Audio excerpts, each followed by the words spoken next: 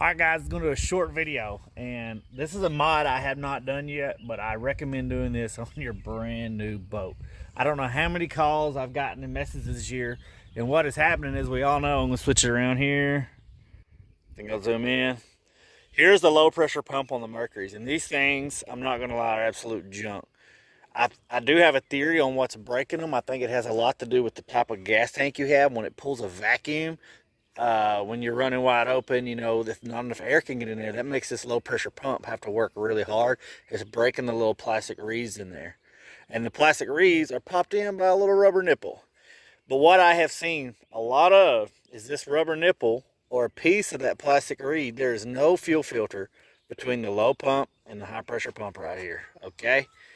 And those pieces are either getting stuck in this 90-degree at this brass, or at the bottom side of this is your needle and seat for your VSD canister float. And it can't bypass through there, and it's restricting fuel. And I've even seen it 100% stop the fuel from going in there. And then you're like, well, what's going on? I got gas, it's not firing. You think it's a piece of junk. So what I'm going to do, because I hadn't had that issue, I actually have had, this is already a replaced pump on this motor. And heck, what is it? It was made in 22, and I've already replaced the pump on it. And I could hear the pump clicking.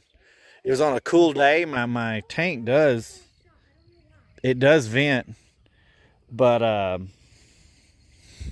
it doesn't vent very fast. If I'm running wide open and the temperatures are getting colder outside, it pulled a hard vacuum, and I can actually hear this motor clicking. I popped the cap off, the ticking went away immediately, but the damage is already done. So it's really easy access right here. I'm going to add me a fuel filter out there to prevent me having to bust this thing open and pick out those pieces. And it's not that hard to pick these pieces out, but it's still annoying, and it could be resolved if there is a filter here. Also, how you will know, some of the signs of knowing if this low pressure pump has gone bad is if when you're running, you're bogging down, it sounds like you're running out of fuel, and you pump your primer bulb here and it picks up and runs. Most likely you have a failed fuel pump, because they will still supply enough fuel at low speeds, even damage, to keep it going. I can show you kind of what my tank's like. It's just an aluminum tank, and I just took a little bit and spun it.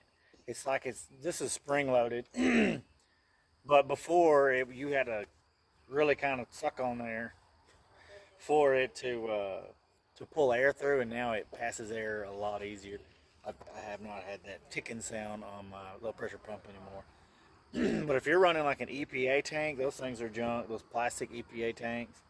If you can find you an old school cap that's got the breather on it, that's beneficial to keep that thing from having to work so hard to lift. Essentially, we call it a low pressure pump, but it's actually just a lift pump, much similar to like a diesel pickup. Usually has a lift pump. This supplies a high pressure pump or whatnot.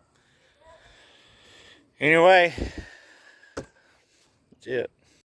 All right, guys, I made this video a couple weeks ago, and I never posted it because I had a scenario come up where a guy's motor was running out of fuel and everything, and we talked it through, and eventually he just ended up replacing his whole VST canister.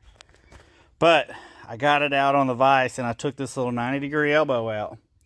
And if you remember back, you were just watching another video. For me, it's been weeks, but for you, it's been seconds. The low pressure pump's right here, and it comes in through here. Well, he told me he replaced a part of his low pressure pump. Can you see that piece of plastic in there? Let me see if I can turn my flashlight on.